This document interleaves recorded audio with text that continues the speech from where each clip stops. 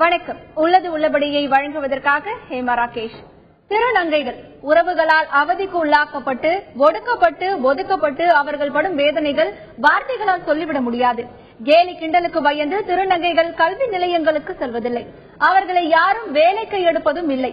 இப்படி போகிற இடமெல்லாம் பந்தாடப்பட்டு சமூகத்தால் புறக்கணிக்கப்படும் திருநங்கைக்கு அடைக்கலம் தருவது சக திருநங்கைகள் தான். ஆண் உறவில் பெண்ணாக வாழ்ந்து வரும் திருநங்கைகள் பாஸ்போர்ட், டிரைவிங் லைசன்ஸ் உள்ளிட்டவற்றை பெற தங்களை ஆண் என்று குறிப்பிட வேண்டிய கட்டாயம் உள்ளது. வாக்காளர் அடையாள அட்டை, ரேஷன் கார்டு போன்றவற்றை பெற முடியாத நிலையும் தற்பொழுது உள்ளது. சமூகத்தால் ஒதுக்கப்பட்ட திருநங்கைகளை மூன்றாம் பாலினமாக அங்கீகரித்து உச்சநீதிமன்றம் சமீபத்தில் தீர்ப்பளித்துள்ளது. இந்தியாவில் உள்ள 30 லட்சத்திற்கும் அதிகமான மூன்றாம் பாலினத்திற்கு விடுவெளியாக பாதை காட்டும் ஒளிவிளக்காக இந்த தீர்ப்பு உள்ளது. உச்சநீதிமன்றத்தின் தீர்ப்பு மகிழ்ச்சி அளிப்பதாக கருத்து தெரிவித்துள்ள திருநங்கைகள் இந்த தீர்ப்பை அமல்படுத்த மத்திய மாநில அரசுகள் நடவடிக்கை எடுக்க வேண்டும் என்று கோரிக்கை விடுத்து வருகின்றனர்.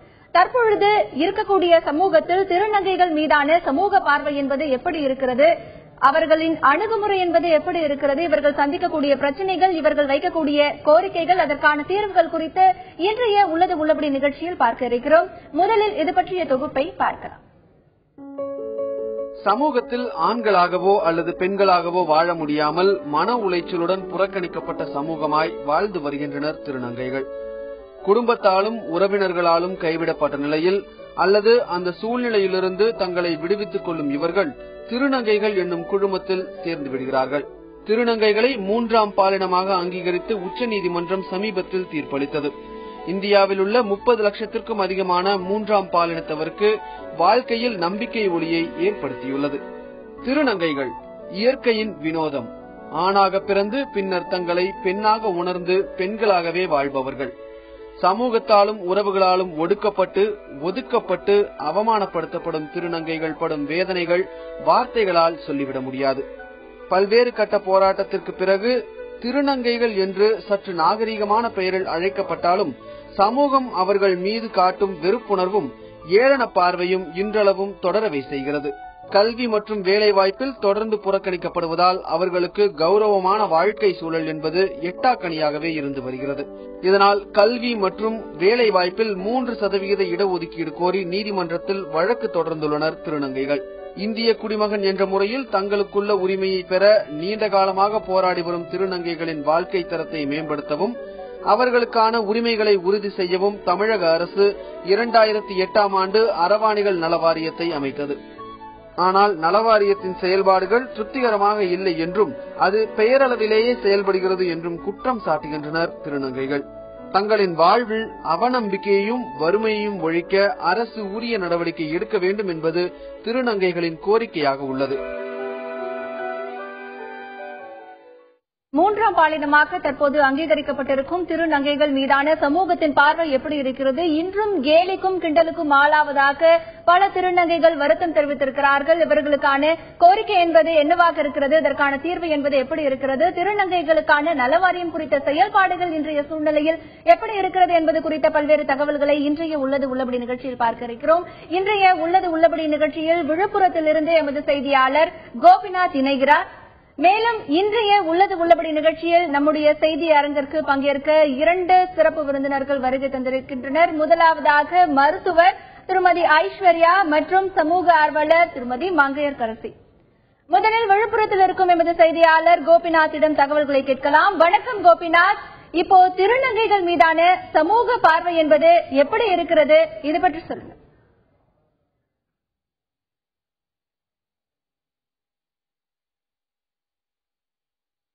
தொடர்ந்து பேசலாம் கோபிநாத். திருநங்கைகள் மீதான சமூக பார்வை என்பது இன்றிலும் பல்வேறு மக்களிடத்திலே ஒரு அவநம்பிக்கையை ஏற்படுத்தக்கூடிய சூழ்நிலையில் தான் இருக்கிறது. இது குறித்து மருத்துவர் திருமதி ஐஸ்வர்யா அவர்களிடத்தில் கேட்கலாம். வணக்கம் ஐஸ்வர்யா மேம். இப்போ திருநங்கைகள் அப்படின்னா இந்தியா முழுமைக்குமே 30 லட்சத்திற்கும் மேற்பட்ட திருநங்கைகள் இருக்காங்க. இன்றைய சூழ்நிலையில சமூகத்துல அவர்கள் மீதான பார்வை என்பது எப்படி இருக்கு? சமூகத்துல எல்லாரும் பயப்படுறாங்க.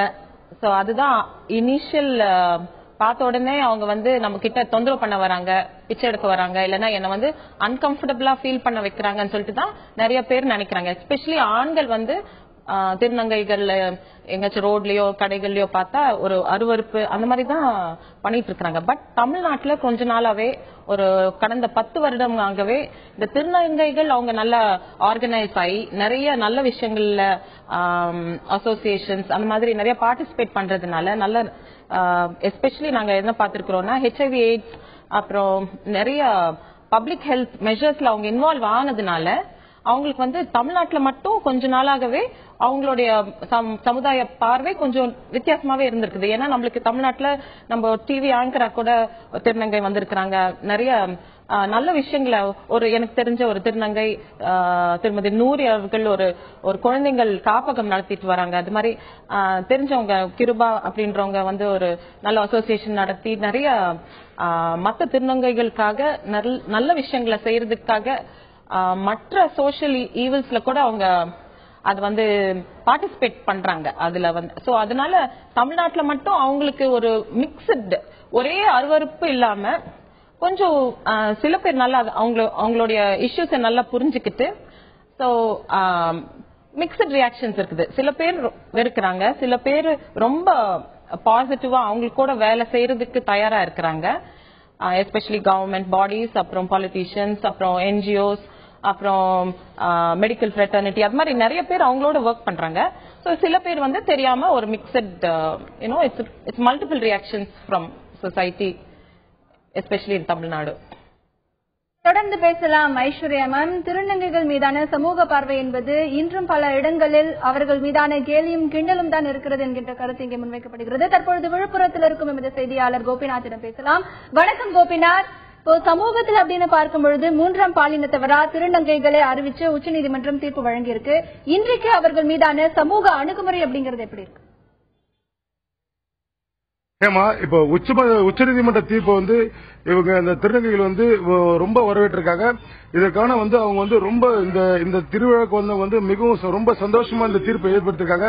அதாவது இந்த தீர்ப்பு பொறுத்தவரைக்கும் பார்த்தீங்கன்னா தேர்தல் முடிவு தெரிந்தவுடன் மத்திய மாநில அரசுகள் இதை வந்து உடனடியாக அமுல்படுத்தணும், தங்களுக்கு உண்டான உரிமைகளை வந்து உடனடியாக நிறைவேற்றப்படணும். அதே போல கல்வி மற்றும் வேலை வாய்ப்புல வந்து உடனடியாக மத்திய மாநில அரசுகள் தங்களுக்கு ஒதுக்கீடு செஞ்சு அதை வந்து அமுல்படுத்தணும் கேட்டிருக்காங்க. இப்போ விழுப்புரத்தை பொறுத்த வரைக்கும் பாத்தீங்கன்னா இந்த விழுப்புரம் மாவட்டம் உளுந்தூர்பேட்டை பக்கத்தில் இருக்கிற கூவக்கம் கிராமத்தில் கூத்தாண்டவர் கோயில் அமைஞ்சிருக்கு. இந்த கோயில் திருவிழாவிற்காக ஏராளமான திருநங்கைகள் உலகம் முழுவதும் இருந்து இந்தியாவின் பல்வேறு மாநிலங்களில் இருந்து தமிழகத்தில் பல்வேறு மாவட்டங்கள் இருந்து ஆயிரக்கணக்கான திருநங்கைகள் விழுப்புரம் வந்திருக்காங்க. இந்த கூவக்கம் கிராமத்தை பொறுத்த வரைக்கும் பாத்தீங்கன்னா ஒரு வரலாற்று சிறப்பு ஒன்று இருக்கு. அதாவது மகாபாரத போர்ல இந்த பஞ்சபாண்டவர்கள் கௌரவோட போரிடும் போது இவங்க பஞ்சபாண்டவர்கள் வெற்றி பெறுவதற்காக 32 சாமுந்திரிகா லட்சணம் கொண்ட ஒரு ஆண் மகனை வந்து பலி கொடுக்கணும்னு சொல்லி ஒரு முடிவு பண்றாங்க. இதற்காக அரவான தேர்வு செய்யறாங்க. இந்த அரவான் இதற்காக சம்மதிக்கிறாரு பலி கொடுக்கறதுக்கு. அவர் வச்ச ஒரு கோரிக்கை வைக்கிறார். அதாவது பாத்தீங்கன்னா தான் வந்து ஒரு திருமண வாழ்க்கை ஏற்றுக்கொண்டு பின்னர் வந்து தான் உயிரிழக்க தயார் சொல்லி ஒரு கோரிக்கை வைக்கிறாரு.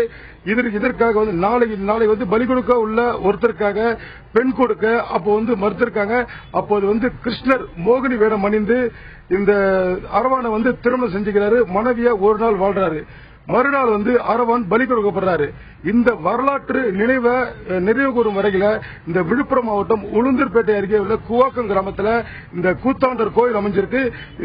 இந்த கோயில பாத்தீங்கன்னா சித்ரா பௌர்ணமி மிகவும் மிகவும் விசேஷமான விஷயம். இதுல திருநங்கைகள் பாத்தீங்கன்னா தங்களோட வாழ்நாள்ல ஆண்டுதோறும் இந்த கூவாக்கம் கிராமத்துல வந்து கூத்தாண்டவர்கிட்ட சித்ரா பௌர்ணமி அதாவது பாத்தீங்கன்னா நாளை இரவு இவங்க வந்து இந்த பூசாரி கிட்ட தாலி கட்டிக்கிட்டு ஒரு நாள் அன்னைக்கு முழுசும் பாத்தீங்கன்னா ஆடி பாடி. தொடர்ந்து பேசலாம் கோபிநாத் தொடர்ந்து பேசலாம். விழுப்புரத்தில் நடைபெற்று வரும் கூத்தாண்டர் திருவிழா குறித்த பல்வேறு தகவல்களை கொடுத்தீங்க. தொடர்ந்து பேசலாம். திருநங்கைகள் என்ற பொழுது அவர்களை 3ஆம் பாலினத்தவராக அங்கீகரித்து உச்சநீதிமன்றம் சமீபத்தில் தீர்ப்பை வழங்கியிருக்கிறது. அதே நேரத்தில் திருநங்கைகளுக்கான நலவாரியம் என்று தனியாக இருந்தும் கூட அதனுடைய செயல்பாடுகள் எப்படி இருக்கிறது என்பது பற்றி பல்வேறு கருத்துக்களை அவர்கள் பதிவு செய்திருக்கிறார்கள். தற்பொழுது சமூக ஆர்வலர் திருமதி மங்கையர்கரசி அவர்களிடம் கேட்கலாம். மங்கையர்கரசி மேம், நீங்க சொல்லுங்க, திருநங்கைகள் இன்றைக்கு பொது இடங்களிலும் சரி இல்ல சமூகத்திலும் சரி பொதுமக்கள் அவங்களை எப்படி பாக்குறாங்க, அவர்கள் மீதான சமூக அணுகுமுறை அப்படிங்கிறது எப்படி இருக்கு? திருநங்கைகளுடைய வரலாறுன்னு பாத்தீங்கன்னா நீங்க புராணம், வேதத்துல, ராமாயணம், மகாபாரதத்துல எல்லாத்துலயுமே வருது. முகலாயர் காலத்துல வந்து அவங்க உச்சநிலையில இருந்தாங்க. அவங்களுடைய புகழ் வந்து ரொம்ப உச்சநிலையில இருந்தது. அரசவையில வந்து முக்கியமான பணிகள்ல அவங்க இருந்தாங்க. ஆனா பிரிட்டிஷ்காரங்க காலத்துல வந்து கிரிமினல் ட்ரைபல் ஆக்ட் மூலமா 1871 இவங்க எல்லாரையுமே வந்து ஒரு மறுக்கப்பட்ட சமூகமா இவங்களை கொண்டு வந்துட்டாங்க. அது முதல்ல வந்து இவங்க வந்து உண்மையாவே சமூகத்தால வெறுக்கப்படுற ஒரு இனமா வளர்றாங்க. ஆனா சமீப காலத்துல பாத்தீங்கன்னா அம்மா சொன்ன மாதிரி, டாக்டர் அம்மா சொன்ன மாதிரி அவங்க வந்து ஓரளவுக்கு முன்னுக்கு வராங்க. இன்னும் கூட அவங்களுடைய மன ரீதியா வந்து இந்த புதிய தீர்ப்பை வந்து ஏத்துக்கிற அளவுக்கு அவங்க தயாரா இருக்காங்கன்றதும் எங்களுக்கு புரியல. ஏன்னா வந்து நேத்து வரைக்கும் அவங்களோட பார்த்து பேச வேண்டிய சூழ்நிலை இருந்துச்சு. அப்பவும் பாத்தீங்கன்னா அவங்கள சுத்தி இந்த ஆண்கள் சில புரோக்கர்ஸ் மாதிரி இருக்கவங்க அவங்கள சுத்தி வந்து அவங்க கூட ஒரு பேரம் பேசிக்கிட்டு இருந்ததை நான் நேரடியா நேற்று கண்கூட பார்த்தேன். ரொம்ப வருத்தமா இருந்தது. அவங்களுக்கு சட்ட ரீதியா வந்து சட்டம் வந்து வெறும் சுப்ரீம் கோர்ட் சட்டமாக மட்டுமா இல்லாம வெறும் பேப்பர் அளவு இல்லாம சமூக ரீதியாகவும் அவங்களுக்கு பல மாற்றங்கள் நிச்சயமா நாம எல்லாரும் சேர்ந்து மனித இனம் எல்லாருமே சேர்ந்து செஞ்சுதான் ஆகணும். ஏன்னா வந்து அவங்களும் வந்து மன வளர்ச்சி இல்லாத குழந்தைய கூட தாய் அரவணைக்கலாம். ஆனா தாய் தந்தையே வெறுக்கிற அளவுக்கு இந்த அரவணைகள் இருக்கிறாங்க. அவங்க வந்து எந்த வகையிலும் வந்து மற்றவங்களுக்கு தாழ்ந்தவங்க இல்லைன்றதை அவங்க நிரூபிச்சு அவங்களுடைய செயல்திறன்களை வளர்த்துக்கணும். அது மூலமா தான் அவங்க வந்து சிறந்த குடிமகன்கள்லாம் ஆக முடியும்ன்றது என்னுடைய கோரிக்கை, நம்பிக்கை. மங்கையர்கரசி, திருநங்கைகளை பொறுத்தவரை சமூகத்தில் இன்றும் அவர்களுக்கான அடையாளம் என்பது எதுவுமே இல்லாத ஒரு சூழ்நிலை தான் இருக்கிறது. அதே நேரத்தில் பல்வேறு நேரங்களில் அவர்கள் பல்வேறு விதமான சிக்கல்களை இந்த சமூகத்தின் மூலம் சந்திக்கக்கூடியதாக இருக்கிறது என கருத்து பதிவு செய்யப்படுகிறது. தற்பொழுது விழுப்புரத்தில் இருக்கும் எமது செய்தியாளர் கோபிநாத்திடம் கேட்கலாம். கோபிநாத், உங்களிடத்துல திருநங்கைகள் இருக்காங்க, அவங்க கிட்ட கேளுங்க. அவர்கள் இந்த சமூகத்துல சந்திக்கக்கூடிய பிரச்சனைகள்லாம் என்ன, அவங்க கிட்ட கேளுங்க. ஏமா நம்மளோட வந்து பாத்தீங்கன்னா அரவணை திருநங்கைகளோட தலைவி மோகனா இருக்காங்க. அதாவதுமா இப்போ சமூகத்துல உங்களுக்கு எந்த மாதிரி பிரச்சனை சந்திக்கிறீங்க, உங்களோட நிலைமை எனக்கு எப்படி இருக்கிறது தெளிவா சொல்லுங்க. அனைத்து இந்திய உரிமைகள் மறுவாய்வு மையத்தின் இயக்குனர். நான் வந்து என்னோட நேம் வந்து பி மோகனா. நான் தமிழ்நாட்டில் திருச்சியை சேர்ந்த தலைவி. இருந்தாலும் நான் திருச்சியை சேர்ந்த தலைவி.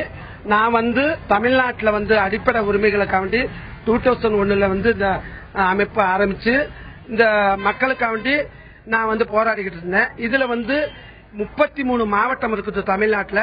இந்த 33 மாவட்டத்தையும் சேர்ந்து ஒருங்கிணைச்சு பெட்ரேஷன் ஆரம்பிச்சு இதுல வந்து 2 பேர்த்த நாங்க ஜீனியரா தயார் பண்ணி இந்த கோவாகம் டிஸ்ட்ரிக்ட்ல வந்து நாங்க வந்து இன்னைக்கு வந்து 33 மாவட்டம் ஒன்றிணைத்து ஒரு ப்ரோக்ராம் வச்சிருக்கிறோம்.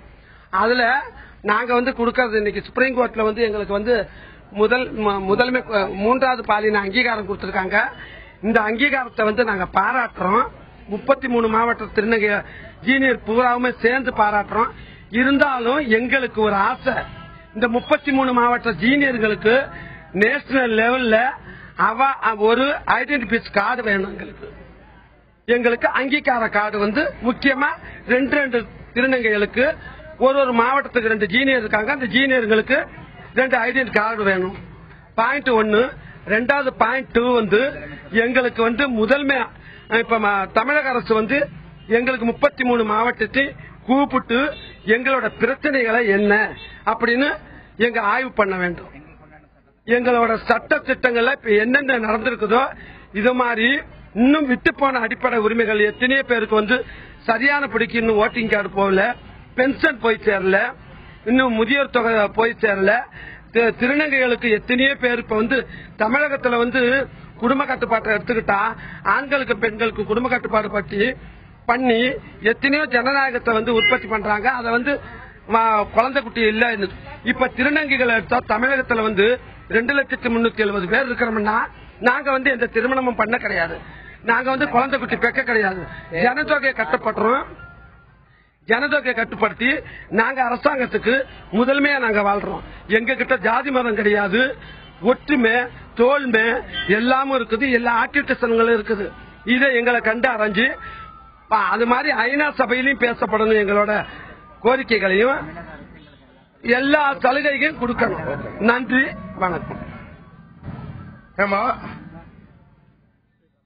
தொடர்ந்து பேசலாம் கோபிநாத் தொடர்ந்து பேசலாம். இன்றைய சூழ்நிலையில் சமூகத்தில் இருக்கக்கூடிய திருநங்கைகள் பல்வேறு விதமான சிக்கல்களுக்கு ஆளாகின்றனர். மேலும் அடிப்படை உரிமைகள் கூட அவர்களுக்கு கிடைக்க முடியாத ஒரு சமூகத்தில் அவர்கள் வாழ்ந்து கொண்டிருப்பதாக தங்களுடைய கருத்தை பதிவு செய்திருக்கின்றனர்.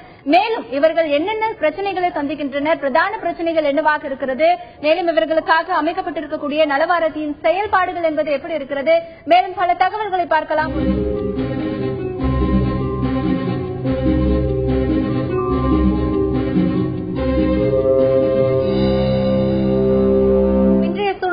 சமூகத்தில் திருநங்கைகள் சந்திக்கக்கூடிய பிரச்சனைகள் என்ன, அதற்கு அவர்கள் விடுக்கும் கோரிக்கைகள் என்ன, அரசு அவர்களுக்கு வழங்கி இருக்கக்கூடிய உதவிகள் என்ன என்பது குறித்து பார்த்துக் கொண்டிருக்கிறோம். தற்பொழுது விழுப்புரத்தில் இருக்கும் எமது செய்தியாளர் கோபிநாத்திடம் பேசலாம். கோபிநாத், உங்களிடத்தில் இருக்கிற திருநங்கைகள் கிட்ட கேளுங்க. திருநங்கைகளுக்கென்று தனியாக நலவாரியம் 2008 அமைக்கப்பட்டது. அந்த நலவாரியத்தின் செயல்பாடுகள் என்பது எப்படி இருக்கு, அதன் மூலமாக அவர்களுக்கு என்னென்ன உதவிகள் எல்லாம் கிடைச்சிருக்கு அப்படின்னு அவங்க கிட்ட கேளுங்க. இப்போ 2008 உங்களுக்கு திருநங்கைகளுக்கு நலவாரம் ஆரம்பிச்சாங்க. இதுல இந்த திட்டங்கள் உங்களுக்கு முழுசா செஞ்சடைதா, என்னென்ன உங்களுக்கு என்னென்ன கோரிக்கை இருக்குன்னு தெளிவா சொல்லுங்க. எங்களுக்கு 2008 திருநங்கைகளுக்கான நலவாரியம் அமைச்சிருந்தாங்க. அந்த நலவாரியம் இப்ப சரியா செயல்படுறது கிடையாது. எங்களுக்கு கிடைக்க வேண்டிய உரிமைகளும் காப்பீடு திட்டங்களும் சரியா எங்களுக்கு சேர்றது கிடையாது.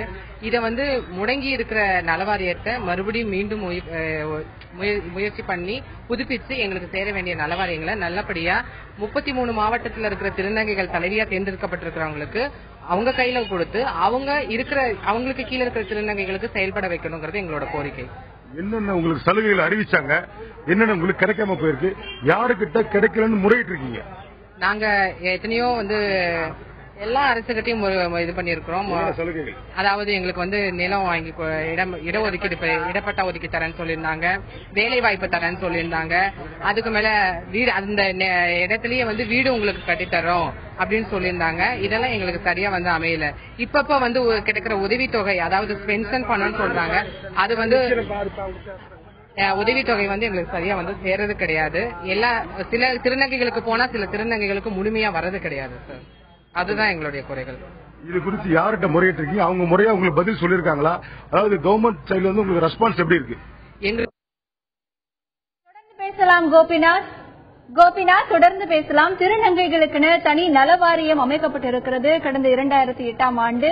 இந்த நலவாரியத்தின் மூலம் பல்வேறு செயல்பாடுகள் திருநங்கைகளுக்காக சலுகைகளும் அறிவிக்கப்பட்டிருக்கிறது. இவர்களுக்காக தையல் இயந்திரங்கள், இவர்கள் சுய தொழில் தொடங்க 20,000 ரூபாய் கடன் உதவி என பல்வேறு திட்டங்கள் இதில் இருக்கிறது. ஆனால் அதனுடைய செயல்பாடுகள் என்பது தற்பொழுது முடங்கி கிடப்பதாக அவர்கள் வருத்தம் தெரிவிக்கின்றனர். இது குறித்து மருத்துவர் திருமதி ஐஸ்வர்யா அவர்களிடத்தில் கேட்கலாம். ஐஸ்வர்யா மேம், இப்போ திருநங்கைகளுக்காக தனியாக நலவாரியம் அமைக்கப்பட்டது, அவர்களுக்கான பல்வேறு சலுகைகளும் இருக்கு. ஆனா சரியா அந்த சலுகைகள் அவங்க இடத்துல போய் சேரல அப்படின்னு சொல்றாங்க. இது நீங்க எப்படி பாக்குறீங்க? அப்போ எந்த இடத்துல இங்க குறைகள் இருக்குன்னு நீங்க நினைக்கிறீங்க? நலவாரியம் 2008 ஆண்டு அமைக்கப்பட்டது இல்லையா? அதுல நலவாரியத்துல மெம்பர்ஸ் திருநங்கைகளும் இருக்கிறாங்க, அப்புறம் கவர்மெண்ட்ல இருந்து ஆபீஷியல்ஸ் இருக்கிறாங்க, அப்புறம் சோசியல் ஒர்க்கர்ஸ் இருக்கிறாங்க. இப்ப இவங்க 3 பேருமே கலந்துதான் அந்த அஜெண்டா செட் பண்ணணும். வாரியம் என்ன செய்யணும், அது செய்யக்கூடிய விஷயத்துக்கான எப்படி எல்லாம் அந்த முயற்சிகள் எடுக்கணும், நல்லா செய்யறாங்களா இல்லையான்னு அவங்களே தான் ரிவ்யூ பண்ணிக்கணும். சோ இது வாரியம் கையில தான் இருக்குது. இப்ப வாரியம் நல்லா செயல்படணும்னா அரசும் ஃபெசிலிட்டேட் பண்ணணும்.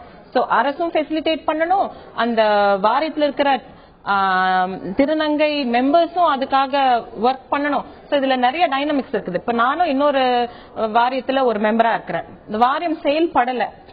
நம்ம வாரியம்க்கு கொஞ்சம் இது பண்ண வேண்டிய பிரீஃப் இருக்குதே தவிர பவர்ஸ் கொடுக்கல.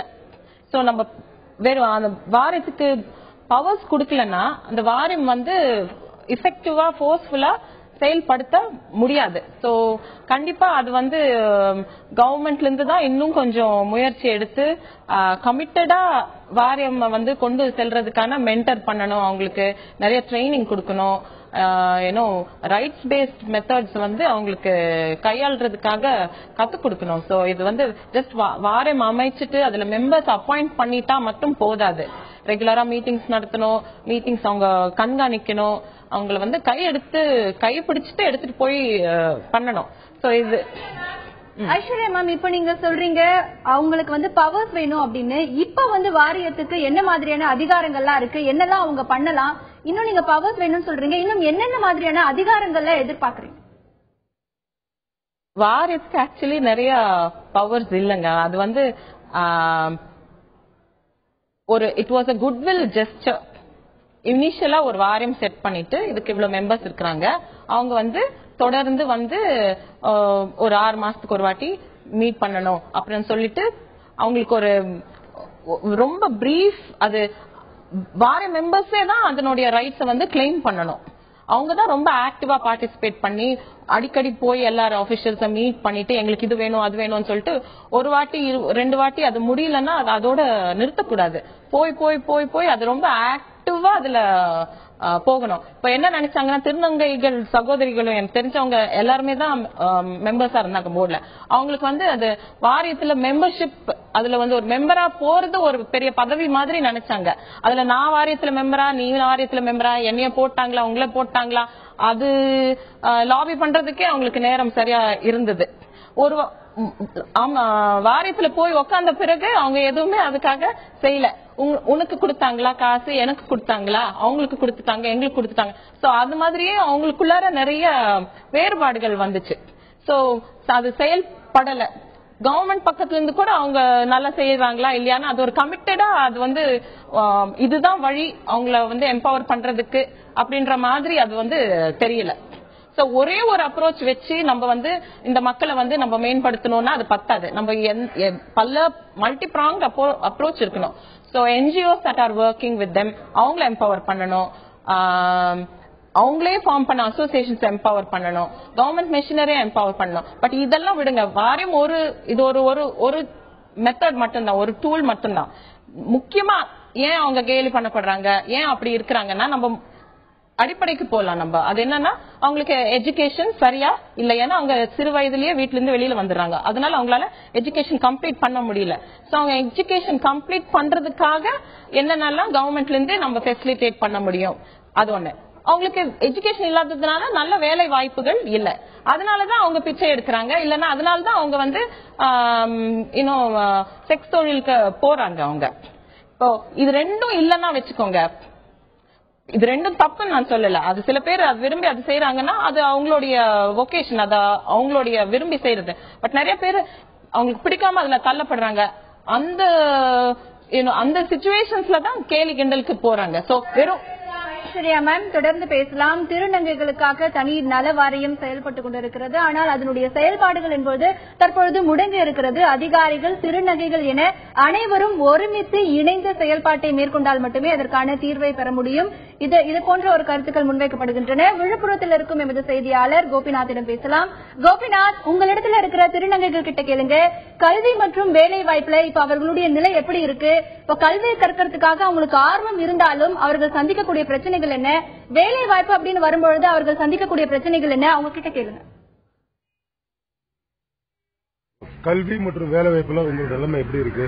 கல்வி நீங்க உங்க திருநங்கைகள் படிக்கணும்னு நினைச்சாலும் அதற்கான வாய்ப்புகள் இருக்கா? அதை பற்றி நான் வந்து நூரி மதுரை மாவட்ட சங்க தலைவியா இருக்கிறேன். நான் அந்த மாதிரி எந்த ஒரு இதுவும் எங்களுக்கு வந்து ரெஸ்பான்ஸே கிடையாது. கல்வி மற்றும் வேலை வாய்ப்புல இனிமேல் தான் உருவாகும் நம்பிக்கையில இருக்கிறோம். இன்னொரு என்னோட ரிக்வஸ்ட், கல்வி வேலை வாய்ப்பு எல்லாத்துலயுமே இனிமேல் தான் எங்களுக்கு எந்த ரெஸ்பான்ஸ் கொடுப்பாங்கன்ற நம்பிக்கையில நாங்க இன்னைக்கு வந்து பேசுறோம்.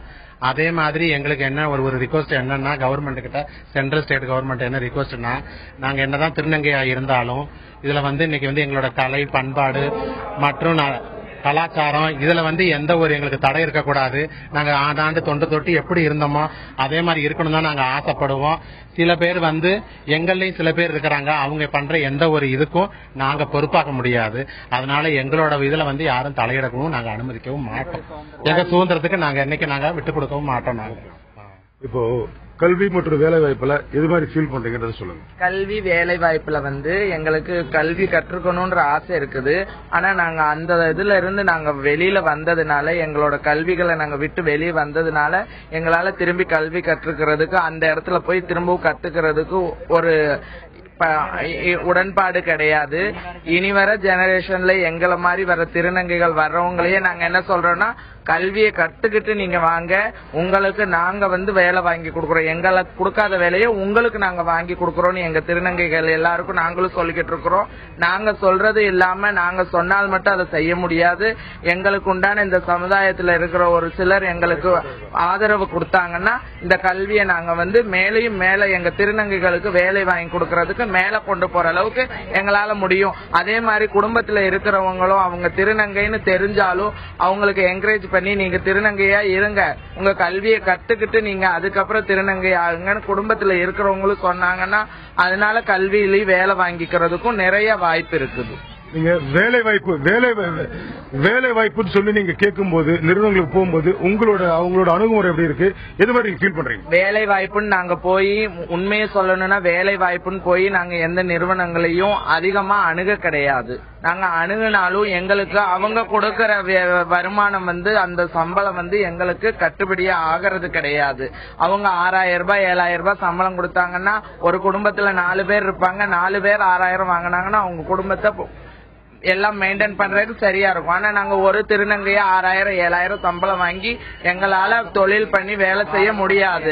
எங்களுக்கு இப்ப ஒரு சில லோன்களும் நிறைய வசதிகளும் பேங்க்லயும் எல்லா இடத்துலயும் திருநங்கைன்னு சொன்னா ஐடி கொடுங்க, அது கொடுங்க, இது கொடுங்க, ஆண்கள்கிட்டயும் பெண்கள்கிட்டயும் ஐடி கேட்கலாம். எங்களை மாதிரி இருக்கிற திருநங்கைகள் கிட்ட நீங்க எல்லா பேங்க்லயும் நீங்க லோன் கொடுங்க, அவங்களுக்கு இவ்வளவு மானியம் கொடுங்க அப்படின்னு நீங்க எல்லா வகையிலையும் சலுகை செய்து கொடுத்தீங்கன்னா நாங்க தொழில் செய்யறதுக்கு சுயமா தொழில் செய்து மேல வர்றதுக்கு எங்களுக்கு கீழே இருக்கிற திருநங்கைகளுக்கும் அதை வாங்கி கொடுத்து அவங்களையும் மேல கொண்டு வர அளவுக்கு எங்களுக்கு டேலண்ட் இருக்குது. அதை நாங்களா செய்ய முடியாது. அரசாங்கம் எங்களுக்கு அதை சலுகை கொடுத்தா கண்டிப்பா இந்த ஆண்டு இல்லைனாலும் அடுத்த ஆண்டு நாங்க தொழில் செய்யறவங்க எல்லாம் முன்னாடி நிக்கிற அளவுக்கு எங்களுக்கு வாய்ப்பு இருக்கு. இப்போ திருநங்கைகள் எந்த மாதிரி பிரச்சனை சந்திக்கிறாங்க சமூகத்தில், அதை பத்தி உங்களுக்கு சொல்லுவாங்க? விழுப்புரத்துல திருநங்கைகள் விழுப்புரம் மாவட்ட அறவாடை சங்க தலைவீடான விழுப்புரத்துல திருநங்கை இந்த மாவட்டம் முழு இருக்கிறாங்க, 140 பேர் இருக்கிறாங்க. ஆனா பல கஷ்டங்கள் அனுபவிச்சுட்டு தான் வராங்க. இந்த மாவட்டத்துல எல்லாம் எங்கிட்ட சொல்றாங்க கஷ்டப்படுறாங்க. நாங்களும் கொஞ்சம் சரி பண்ணி தான் கொண்டுட்டு வரோம் எல்லாத்தையுமே. திருநங்கைகளுக்கு படித்தவாறு திருநங்கைகளுக்கு எந்த பகுதியில் இருந்தாலும் எந்த நாட்டில் இருந்தாலும் சரி படித்தவாறு திருநங்கைகளுக்கு வேலை வாய்ப்பு அளிக்கிறேன்னு நான் தாழ்மையை கேட்டுக்கொள்கிறேன். திருநங்கை 98 வர காலங்களும் அறவாட்டிகள் அவங்க எப்படி வாழ்ந்துட்டு வந்தாங்க அந்த கலாச்சாரம் படி. இப்ப இருக்கிற திருநங்கைகள் அவங்களுக்கு நிரந்தரமான ஒரு வேலை வாய்ப்பு அளிக்கணும், அவங்க படித்தவாறு சம்பளம் கொடுக்க வேண்டும். அதாவது இப்போ திருநங்கைகளை பொறுத்த வரைக்கும் நீங்க சந்தித்து வரும் பிரச்சனைகள் என்ன, நீங்க இந்த நல வாரியத்தில் பயனடைஞ்சிருக்கீங்களா? நலவாரியத்தினால பயனடைஞ்சிருக்காங்கன்னு சொல்ல முடியாது. 2 லட்சத்துக்கு மேல திருநங்கைகள் இருக்கிறாங்க. இதுல பயனடைஞ்சவங்க வேணா ஒரு 10 பேர் கூட இருக்கிறது கம்மி தான். ஆனா கவர்மெண்ட் எல்லா ஆர்டருமே போட்டிருக்குது, எங்களுக்கு வீடு சலுகை எல்லாமே கொடுத்துருக்காங்க. ஆனா எங்களை அடையல, அது சரியான ரெஸ்பான்ஸ் கொடுக்க மாட்டேங்கிறாங்க. எங்களை 10 வாட்டி அலைய விடுறாங்க கலெக்டர் ஆபீஸ்க்கும் அதுக்கும்.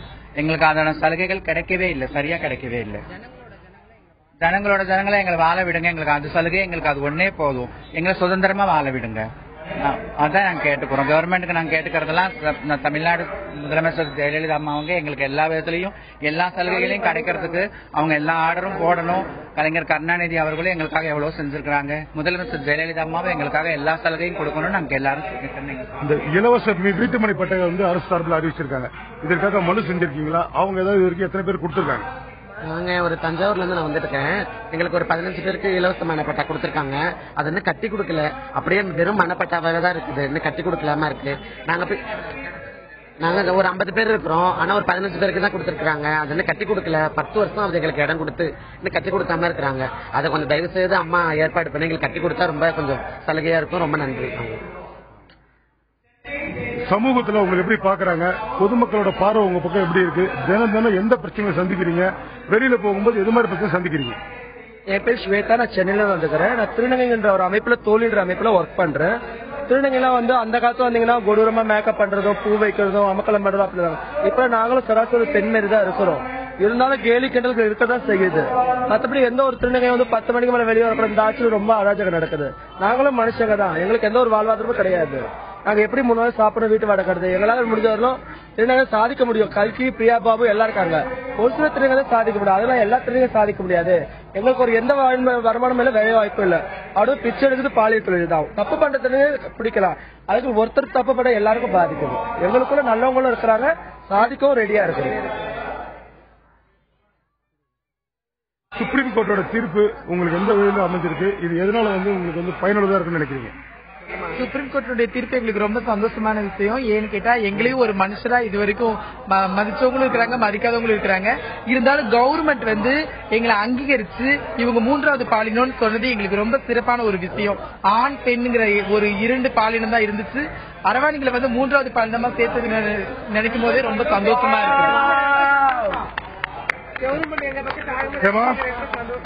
தொடர்ந்து பேசலாம் கோபிநாத். திருநங்கைகள் அவர்கள் சமூகத்தில் சந்தித்திருக்கக்கூடிய பிரச்சனைகள் குறித்து பல்வேறு திருநங்கைகள் தங்களுடைய கருத்தை பதிவு செய்திருக்கிறார்கள். நல வாரியத்தின் மூலம் வழங்கப்படும் எந்த சலுகைகளும் அவர்களுக்கு கிடைப்பதில்லை என்கின்ற ஒரு குற்றச்சாட்டும் இங்கே வைக்கப்படுகிறது. அதே நேரத்தில் கல்வி மற்றும் வேலை வாய்ப்பில் அவர்களுக்கான உரிமை என்பது மறுக்கப்படுகிறது. மேலும் இந்த திருநங்கைகளில் பலர் பிச்சை எடுத்தல் மற்றும் பாலியல் தொழிலில் ஈடுபடுகின்றனர். அதற்காக ஒட்டுமொத்த திருநங்கைகளுமே அப்படித்தான் என்கின்ற எண்ணம் அனைவரிடத்திலும் இருக்கிறது. இது தவிர்க்கப்பட வேண்டும் என்கின்ற ஒரு கருத்தும் இங்கே முன்வைக்கப்படுகிறது. மேலும் இவர்கள் சந்திக்கக்கூடிய பிரதான பிரச்சனைகள் என்ன என்பது குறித்து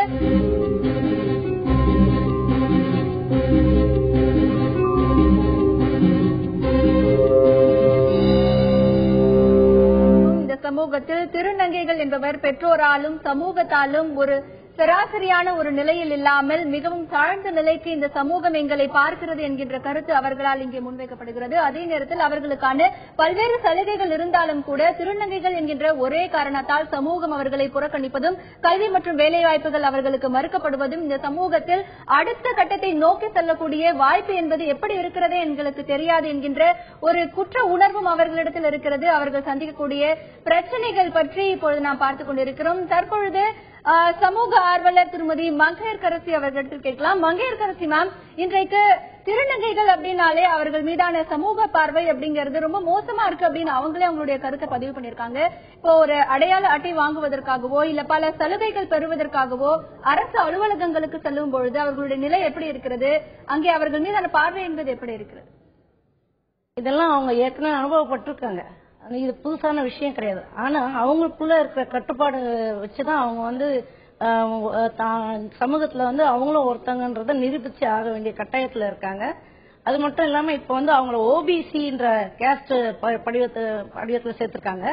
அதனால அந்த மாதிரி என்ன அப்டேட்டா இன்னைக்கு சுப்ரீம் கோர்ட் என்ன சொல்லியிருக்காங்க, அவங்களுக்கு என்னென்ன சலுகை எல்லாம் கொடுத்திருக்காங்க அப்படி மற்றும் அந்த ஸ்டேட் அளவுல அவங்க 3 மாசத்துக்குள்ள அவங்களுக்கு ஒரு கூட்டமைப்பு அமைச்சு அதுக்கப்புறம் அவங்க அறிக்கையை தயாரிச்சு அந்த 6 மாசத்துக்குள்ள அந்த நடவடிக்கை எடுத்து அதை நாடு முழுவதும் செயல்படுத்தணும்னு சொல்லிதான் ஆர்டர் கொடுத்திருக்காங்க. தொடர்ந்து பேசலாம் மங்கையர்கரசி மேம், தொடர்ந்து பேசலாம். தற்பொழுது திருநங்கைகள் என்றாலே அவர்கள் சாதிக்க முடியாதவர்கள் என்கின்ற கருத்து இருக்கக்கூடிய இந்த சூழ்நிலையில் ஒரு திருநங்கையாக இருந்து பல்வேறு தடைகளை தகர்த்தெறிந்து பல சாதனைகளை செய்திருக்கிறார் திருநங்கை கல்கி. அவர்களிடத்தில் கேட்கலாம். வணக்கம் கல்கி, இப்போ நீங்க பல்வேறு சாதனைகளை நீங்க கடந்து வந்திருக்கீங்க. ஒரு திருநங்கையா இருந்து என்ன மாதிரியான பிரச்சனைகளா நீங்க எதிர்கொண்டீங்க, அதையெல்லாம் எப்படி தாண்டி உங்களுடைய சாதனைகளை நீங்க பதிவு பண்ணீங்க சொல்லுங்க. வணக்கம் தந்தி டிவி நேயர்கள் அனைவருக்கும். ஒரு திருநங்கையா இருப்பது அப்படிங்கிறது என்னை பொறுத்த வரைக்கும் ஒரு மிகச்சிறப்பான ஒரு விஷயம். ஆனா இந்த சமூகம் மிகச்சிறிய வயதிலிருந்தே திருநங்கை குழந்தைகளை புறக்கணிப்பதுதான் மிகவும் மிகவும் வருத்தமான ஒரு விஷயம். அது பொதுவாக ஒரு 12-13 வயசுல ஒரு மாற்றுப்பாலினமா உணர ஆரம்பிக்கும் போது வீட்டில் இருக்கிற பிரச்சனையை தாண்டி பள்ளிக்கூடங்கள்ல சக மாணவர்களுடைய கேலி கிண்டல் புறக்கணிப்பு, ஈவன் ஆசிரியர்களுடைய கேலி கிண்டல் புறக்கணிப்பு, இந்த விஷயங்களை எல்லாம் தாண்டி அப்படி ஒரு மாற்றுப்பாலின ஐடென்டிட்டி அடையாளம் கொண்ட குழந்தை படிக்கிறதே ரொம்ப கஷ்டம். இன்னைக்கு இத்தனை திருநங்கைகள் பிச்சை எடுக்கிறார்கள், பாலியல் தொழில் செய்கிறார்கள் அப்படின்னா அவங்க தங்களுடைய அடிப்படை கல்வியை இழந்ததுதான் காரணம். அதுக்கு காரணமே அவங்க தொடர்ந்து பள்ளியில படிக்க முடியாத அளவுக்கு பள்ளியில கேலி கிண்டல், ஆசிரியர்கள் கூட புரிந்து சப்போர்ட்டிவா இல்லாத ஒரு காலகட்டத்துல இன்னைக்கும் இருக்கிறோம், அப்படிதான் இருக்கும். அதனாலதான் இன்னைக்கு 1000 தான் திருநங்கைகள் அந்த மாதிரி தவறுகள் செய்யறாங்கன்னு சொன்னாலும் அடிப்படையில அவங்களுக்கு கல்வி மறுக்கப்பட்டதுன்னு தான் நிஜம். இத்தனையும் தாண்டி நான் பள்ளி வாழ்க்கையில எவ்வளவு துன்பங்கள், கேலிகள், கிண்டல்கள், அடிகள் இதெல்லாம் சந்திச்சிருக்கேன். சக மாணவர்களுடைய ஆசிரியர்களுடைய கேலி கிண்டல் எல்லாத்தையும் தாண்டி கல்லூரி படிப்பையும் முடித்து வருவது என்பது மிகப்பெரிய ஒரு கஷ்டமான விஷயம். பள்ளியிலேயாவது கேலி கிண்டல் அப்படிங்கிற விஷயம் தான் இருக்கும். ஆனா கல்லூரியில வந்து பாலியல் தொந்தரவுகளும் அதிகமா இருக்கும். இத்தனை விஷயங்களையும் தாண்டி இந்த திருநங்கை சமூகத்துல வெளியே வர்றதே ரொம்ப கஷ்டம். அப்படியே இன்னைக்கு வெளியில வந்தாலும் கூட பெற்றோர்களுடைய அரவணைப்பு அப்படிங்கிறது இல்லைன்னா, எவ்வளவுதான் படிச்சிருந்தாலும் என்னதான் இருந்தாலும் கூட பெற்றோர்களுடைய அரவணைப்பு இல்லை அப்படிங்கிறப்போ அந்த குழந்தைக்கு அந்த திருநங்கைக்கு வந்து மன ரீதியான பாதிப்பு ரொம்ப அதிகமா இருக்கும். உளவியல் ரீதியான சப்போர்ட் இல்லை அப்படிங்கிறப்போ தனக்காக யாருமே இல்லை அப்படிங்கிற அந்த உணர்வே வந்து அவங்களை பாதி கொண்டுடும். இன்னைக்கு எல்லா திருநங்கைகளுமே முக்கால்வாசி பேர் அந்த மாதிரி ஒரு சூழ்நிலையில தான் இருக்கிறாங்க. மிக சிலர் தான் பெற்றோர்களாக ஏற்றுக்கொள்ளப்பட்டிருக்கிறாங்க. அப்படி பெற்றோர்களால ஏற்றுக்கொள்ளப்பட்டவர்கள் தான் இந்த மாதிரி பல சாதனைகளை, படிப்பு, வேலை, அதையும் தாண்டி பல படைப்பாற்றல் கொண்டவர்களாக வெளிவருவது எல்லாமே வந்து பெற்றோர்களுடைய ஆதரவு இருந்தா மட்டும்தான் நடக்கும். எனக்கும் என்னுடைய பெற்றோர்களும் சகோதரிகளும் என்னுடைய குடும்பம் எல்லாமே என்னை முழுவதுமா ஏற்றுக்கொண்டு இன்று வரையில் அவர்கள் எனக்கு மிகவும் சப்போர்ட்டிவா இருக்காங்க. இன்ஃபேக்ட் எங்க அம்மா மேல நான் அளவு கடந்து பாசம் வச்சிருக்கேன். கல்கி மேடம், பெற்றோர்களுடைய ஒரு அரவணைப்பால இந்த நிலைக்கு வந்திருக்கேன் அப்படின்னு சொல்றீங்க. இப்போ திருநங்கைகளுக்காக தனியாக ஒரு நலவாரியம் அமைக்கப்பட்டிருக்கு. அந்த நலவாரியம் மூலமா பல்வேறு சலுகைகள் அவங்களுக்கு இருக்கு. அடையாள அட்டை வழங்குறது, தையல் இயந்திரங்கள் கொடுக்கறது, கடன் வழங்குறது அப்படின்னு. ஆனா அதனுடைய செயல்பாடுகள் என்பது எதுவுமே இல்ல அப்படின்னு திருநங்கைகள் சொல்றாங்க. நீங்க இதை பத்தி என்ன நினைக்கிறீங்க? செயல்பாடுகள் எப்படி இருக்கு நலவாரியத்தின் செயல்பாடு? முதலாவதாக அது எங்களுக்கு கொடுக்கிற விஷயங்கள், அரசாங்கம் எங்களுக்கு கொடுக்கிற விஷயங்கள் எல்லாமே சலுகைகள் இல்ல, அது எல்லாமே எங்களுடைய உரிமைகள். ஆக்சுவலா முதலாவதாக இந்த சென்ற ஆட்சியில வந்து தொடங்கப்பட்ட இந்த நலவாரியம் அப்படிங்கிறது இந்த ஆட்சியில கலைக்கப்படல, ஆனா செயல்படாமல் இருக்கிறது அப்படிங்கிறது நிஜம்தான். செயல்படாமல் இருந்தாலும் கூட இந்த ஆட்சியில வந்து திருநங்கைகளுக்காக சுய உதவி குழுக்கள் லோன் கொடுத்திருக்காங்க. அதே மாதிரி போன ஆட்சி தொடர்ந்த சில விஷயங்களை இந்த ஆட்சியில வந்து அவங்க மறுக்கல அல்லது நிறுத்தவும் செய்யல. இரண்டாவதாக 40 வயதுக்கு மேற்பட்ட திருநங்கைகளுக்கு பென்ஷனாக 1000 ரூபாய் அப்படிங்கிற விஷயமும் கொண்டு வந்திருக்காங்க. நலவாரியம் அப்படிங்கிறது செயல்படாத போனது அப்படிங்கிறது மிகவும் வருத்தப்படக்கூடிய விஷயம்தான். ஆனா வந்து எங்களுடைய திருநங்கை சமூகம் வந்து தொடர்ந்து எதுக்கு எடுத்தாலும் அரசையே நம்பி இருக்கிறதுக்கான இதுவும் இல்லை. இந்த சமூகம் முழுவதுமாக மாறணும் அப்படின்னா கல்வி அப்படிங்கிறது திருநங்கைகளுக்கு மிக அவசியம். அது சென்ற தலைமுறை திருநங்கைகளும் சரி, இந்த தலைமுறை திருநங்கைகளும் சரி, அதை தொலைத்து விட்டார்கள், இழந்து விட்டார்கள் தான் சொல்லுவேன். இனி வரக்கூடியவர்களுக்காவது அந்த மாதிரி இல்லாம. கல்கி மேடம், இப்போ திருநங்கைகளை 3ஆம் பாலினத்தவரா அங்கீகரிச்சு உச்ச நீதிமன்றம் தீர்ப்பு வழங்கியிருக்காங்க. இதை நீங்க எப்படி பாக்குறீங்க? இந்த தீர்ப்பு வழங்கப்பட்டிருப்பதன் மூலம் உங்களுடைய பிரச்சனைகளுக்கு எல்லாம் தீர்வு கிடைக்கும்னு நம்புறீங்களா? இதை பற்றி உங்களுடைய கருத்து என்ன?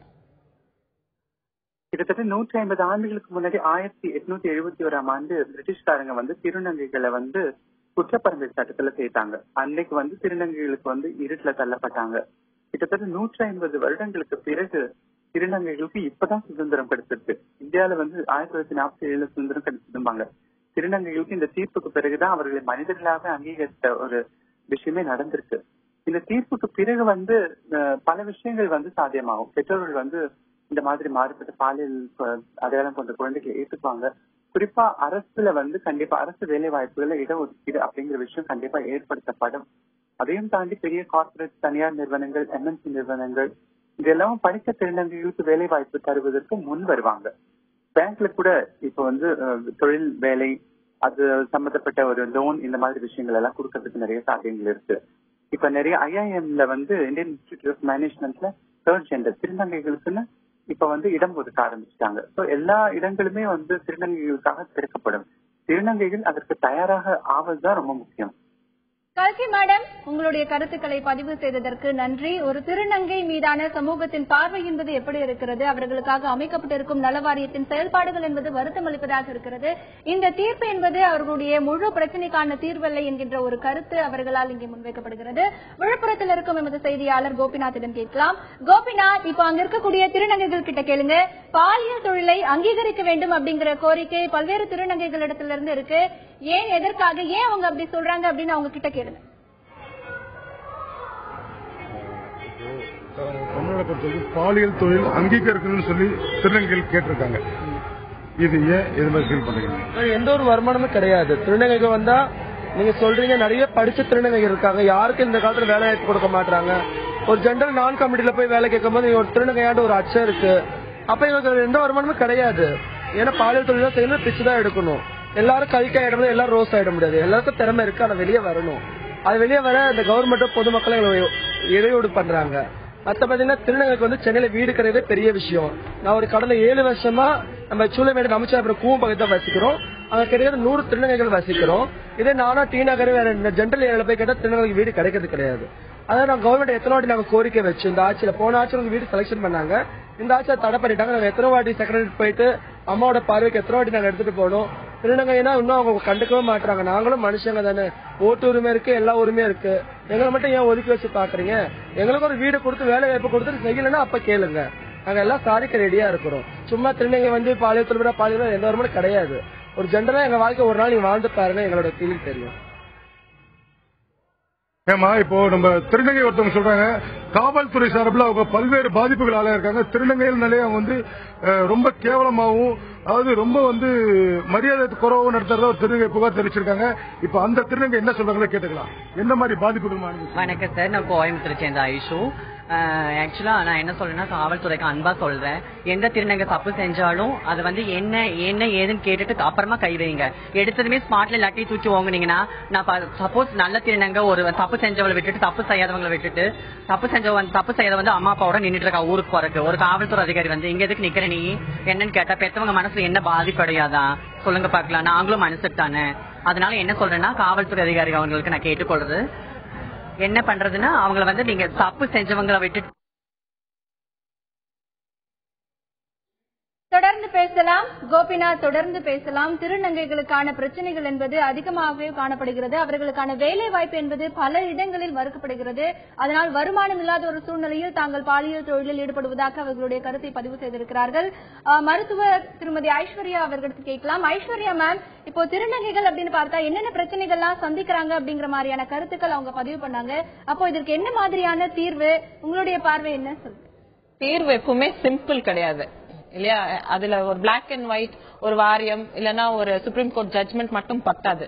அது அமல், அது சோஷியல் சேஞ்ச் வரணும். அதுனா லாங் ப்ராசஸ், நிறைய ஸ்டெப்ஸ் இருக்குது. சோ அது ஆனா இது முக்கியமான ஸ்டெப்ஸ். ஒரு வாரியம் என்பது ஒரு முக்கியமான ஸ்டெப்ஸ் இது. பட் முக்கியமா என்னன்னா கல்வி, வேலை வாய்ப்பு. சோ இது ரெண்டுமே தான் ரொம்ப அடிப்படையாது. எஸ்பெஷலி கல்வி. அந்த கல்விக்கு முன்னாடி that's what the importance of Supreme Court judgment என்னன்னா, அவங்களுக்கு ஒரு டிக்னிட்டி கொடுத்திருக்காங்க, ஒரு அங்கீகாரம் கொடுத்திருக்காங்க. சோ ஃபர்ஸ்ட் அவங்களுக்கு ஒரு டிக்னிட்டி, லாலயே ஒரு டிக்னிட்டி கொடுத்திருக்காங்க. அப்புறம் கல்வி, அப்புறம் வேலையில ஒதுக்கீடு. இது மூணுமே இது வந்து இந்த ஜட்ஜ்மெண்ட் வந்து ஒரு லா எனாக்ட் பண்ணணும். அதுக்கப்புறம் தான் கவர்மெண்ட்ஸ் எல்லாம் அது வந்து அமலுக்கு கொண்டு வருவாங்க இல்லையா? ஐஸ்வர்யா மேம், தொடர்ந்து பேசலாம். தற்பொழுது விழுப்புரத்தில் இருக்கும் எமது செய்தியாளர் கோபிநாத்திடம் பேசலாம். கோபிநாத், உங்களிடத்துல இருக்கிற திருநங்கைகள் கிட்ட கேளுங்க, அவங்க அரசு கிட்ட என்னென்ன கோரிக்கைகளா விடுக்கிறாங்க, அவங்க கிட்ட கேளுங்க.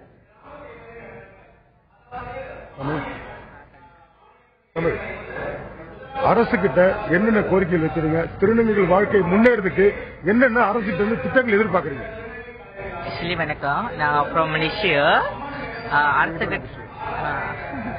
அரசு கிட்ட என்ன கோரிக்கை எதிர்பார்க்கறேன்னா, இன்னும் நல்லா இருக்கும் திருநங்கைக்கு இப்ப கொடுத்ததோட இன்னும் நிறைய கொடுக்கணும், அதுதான் எதிர்பார்க்கிறோம். அதாவது இப்ப என்ன சலுகை கொடுத்திருக்காங்க, ஒரு எக்ஸாம்பிள் ஒரு 50% கொடுத்திருக்காங்கன்னா அது 100% ஆக்கணும். அதுதான் எங்களோட கோரிக்கை. நன்றி. இப்போ இவங்க மேலும் வந்து ஒரு திருநங்கை கிட்ட கேட்போம், அரசு கிட்ட என்ன கோரிக்கை வைக்கிறீங்க? அதாவது அரசு கிட்ட என்ன கோரிக்கை வைக்கிறீங்க, என்ன திட்டங்கள் கொடுத்தா உங்களோட வாழ்க்கை தரம் முன்னேறும் நினைக்கிறீங்க? அரசு கிட்ட என்ன கோரிக்கை வைக்கிறீங்க? கோரிக்கை என்னன்னு கேட்கறாங்க. திருநங்கைகளுக்கான இப்ப வந்து உச்சநீதிமன்றம் வந்து திருநங்கைகள் 3வது பாலினமா அறிவிக்கணும்னு சொல்லியிருக்காங்க. இந்த வந்து தீர்ப்பை வந்து சட்டமா கொண்டு வரணும், மத்திய மாநில அரசுகளை நாங்க கேட்டுக்கிறோம். அப்படி கொண்டு வரலன்னா நாங்க வந்து எங்களோட கோரிக்கை பேரணி மூலமா தமிழக அரசுக்கு ஒரு போராட்ட அளவுல பண்ணுவோம். வாழ்க்கை தரம் முன்னேறதுக்கு என்னென்ன திட்டங்கள் தேவைப்படுது? அதான் ஆண்கள் பெண்கள் மாதிரி எல்லாருக்கும் எப்படி கல்வி எல்லாம் வேலை வாய்ப்பு கொடுக்கற மாதிரி அது மாதிரி திருநங்கைகளுக்கும் வேலை வாய்ப்பு எல்லாமே கொடுக்கணும் அப்படின்றத சமமா எங்களை நடத்தணும். சமூகத்துல என்னமோ அது நடத்தணும்னு நாங்க கேட்கிறோம். தொடர்ந்து பேசலாம். கோபிநாத், உங்களுடைய தகவல்களுக்கு நன்றி. இறுதியாக சமூக ஆர்வலர் திருமதி மங்கையர்கரசி அவர்களிடத்தில் கேட்கலாம். மங்கையர்கரசி மேம், இந்த திருநங்கைகளுடைய வாழ்க்கையை மேம்படுத்துவதற்காக அரசு என்ன நடவடிக்கைகளை எடுக்கணும்னு நீங்க எதிர்பார்க்கறீங்க? இப்போ பள்ளிகள்ல வந்து இப்போ சில கேட்டகரிஸ்க்கு வந்து ஃப்ரீ எஜுகேஷன் கொடுக்கணும்னு சொல்லி கொண்டு வந்திருக்காங்க. அந்த லிஸ்ட்ல வந்து இந்த பிள்ளைங்களுக்கும் நமக்கு வந்து ஒரு வாய்ப்பு கொடுக்கறதுக்கு சொல்லலாம். பிரைவேட் ஸ்கூல்ஸ்ல கூட சேர்த்துக்கிறதுக்கு பர்மிஷன் கேட்கலாம், கவர்மெண்ட் சொல்லலாம். அது மூலமா அட்லீஸ்ட் ஒரு ஸ்கூல்ல வந்து ஒரு 3 குழந்தைங்க படிச்சா, ஒரு குழந்தைய படிச்சாதான் தனியா ஃபீல் பண்ண ஆரம்பிக்கும். மற்றபடி வந்து 3 குழந்தை 4 குழந்தை படிக்கும்போது என்ன ஆகும்னா அந்த பிள்ளைங்களுக்கு அந்த வேற்றுமை வந்து கொஞ்சமாவது குறைய ஆரம்பிக்கும். அவங்களும் வந்து படிப்பு வந்து எல்லா விதத்திலயும் திறமையானவங்க தான், திறமை இல்லாதவங்க இல்ல. அதை வந்து வெளிப்படுத்துறதுக்கான வாய்ப்பு நாம கொடுத்துதான் ஆகணும், சமுதாயத்துல யாராவது கொடுத்துதான் ஆகணும். அது வந்து கவர்மெண்ட் மூலமாவோ இல்ல பிரைவேட் செக்டர்ஸ் மூலமாவோ நம்ம செய்யலாம். அதுக்கு வந்து ஆர்வலர்களும் வெறும் ஆர்வம் மட்டும் இருந்த போதாது, பண இதுவும் வேணும், பண பலமும் வேணும். உங்களுடைய தகவல்களுக்கு நன்றி மேம். திருநங்கைகளை பொறுத்தவரை சமூகத்தில் 3ஆம் பாலினத்தவராக அங்கீகரிக்க வேண்டும் என்கின்ற உச்சநீதிமன்ற தீர்ப்பு கடந்த மாதம் வெளியிடப்பட்டிருக்கிறது. ஆனாலும் அந்த தீர்ப்பை சட்டமாக்க வேண்டும். ஆண் பெண் சரிநிகர் சமானமாக திருநங்கைகளையும் நடத்த வேண்டும். அவர்களுடைய பொருளாதாரமும் அவர்களுடைய வாழ்க்கை தரமும் மேம்படுத்த வேண்டும் என்றால் அவர்களுக்கு கல்வி மற்றும் வேலை வாய்ப்பில் சரிசமமான வாய்ப்புகள் வழங்கப்பட வேண்டும். திருநங்கைகளுக்காக நல வாரியம் அமைக்கப்பட்டிருக்கிறது, ஆனால் அதனுடைய செயல்பாடுகள் என்பது முடங்கி கிடக்கிறது. திருநங்கைகளுக்கு வழங்கக்கூடிய சலுகைகள் என்பது உரிமைகளாக அவர்கள் பார்க்கிறார்கள். ஆகையால் அந்த உரிமைகளை மிக விரைவில் அவர்களுக்கு வழங்கப்பட வேண்டும். அதே நேரத்தில் இந்த திட்டங்களை எல்லாம் அரசு அதிகாரிகள் மற்றும் திருநங்கைகள் குழு ஆகிய இணைந்து செயல்படுத்த வேண்டும். மேலும் தன்னார்வ தொண்டு நிறுவனங்களும் இதில் பங்கேற்று தங்களுடைய செயல்பாட்டினை தொடர்ந்து நடத்த வேண்டும் என்கின்ற கோரிக்கை இங்கே முன்வைக்கப்படுகிறது.